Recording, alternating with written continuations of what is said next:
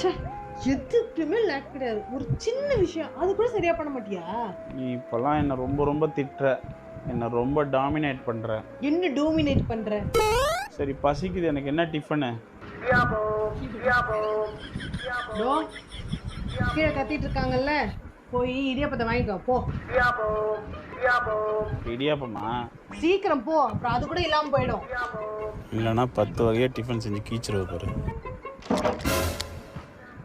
இடியாப்பண்ணா அதுக்குள்ள எங்கே போயிட்டாப்ல? வேற என்ன சொல்லுவான்னு தெரியலையே.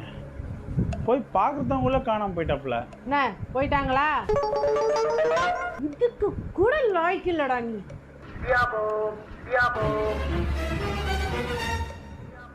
அடப்பாவி, அதுக்குள்ள போயிட்டான். இவன் உண்மையிலே இடியாப்பம் வைக்க தான் வரானா, இல்லை என்ன மாதிரி பொண்டாட்டிக்கு பயந்து வண்டி